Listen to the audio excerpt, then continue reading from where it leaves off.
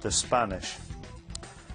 And we will look more at that first half during half-time, but we're going to start half-time by talking about Gus, because it's been a slightly odd first 45 minutes for those of us in the studio, and particularly for Gus, because after 3.5 years as Brighton manager, whilst we've been on air this evening, Gus has been told that his contract has been terminated with Brighton and Hove Albion Football Club. Let me read you the statement that was issued on their website whilst we've been on air. Gus Poyet has been informed today by Brighton and Hove Albion Football Club's internal disciplinary panel that his employment has been terminated with immediate effect. This followed his suspension, an investigation and a subsequent formal disciplinary process. In line with the club's own procedures and UK employment law, Mr Poyet now has a right of appeal. It goes on to say, as such, the club will make no further comment on this matter or recent LMA statement at this time.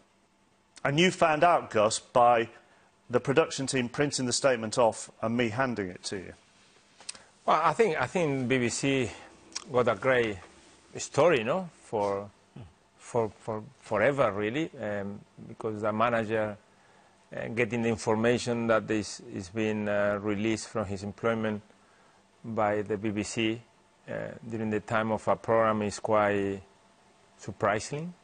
I still have no communication, no text, no email. I didn't receive anything in my phone. So it's all up to you and the timing. So I think it's going to be a story that is going to be there. Probably I'm the first one to be in this position as well. Were you expecting it to come today? Today there have been plenty of phone calls between the representatives. As any approaches, you go one way or the other. Sometimes it looks like you're coming close to something, sometimes no. But no, not really. Not during the program. I think that everybody, the viewers, and everyone can take their own conclusion about the way that I've been informed by you, really. It's been going on for over a month, this. Now that you have received this information, how do you feel? Well, the only thing I'm concentrating is the appeal. You will, it says you obviously have the right to appeal, so you will appeal? Yeah, I will appeal, yeah. Why will you appeal?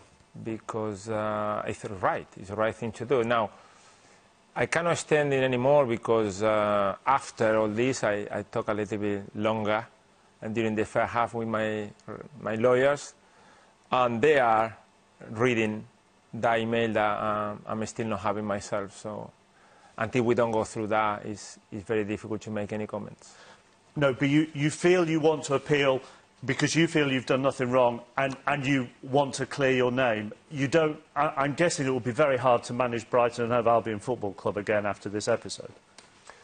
Well, but it's the way the football is going. Me, I need to read everything first. But I would say to you that I will appeal because whatever they say in the email, I know myself, and I know that I want to make sure that everything is clear. So whatever step I need to make, I will make in the future.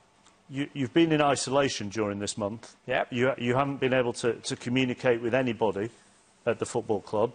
Your players, who you got to the semi-finals of the Championship playoffs, will you communicate with those people now? Well, I think that's a great question for me because I still don't know.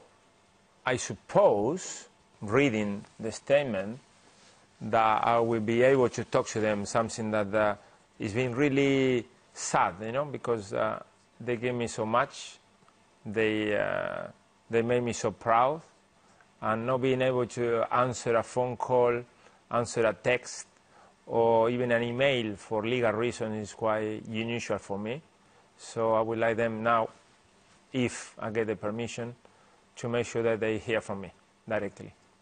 One final thing. Why has it taken so long? And do you feel they're messing with your career? First question, so long, I think it's a question for them to answer. Because it was never in my hands. Messing with my career, we see. I think it's too early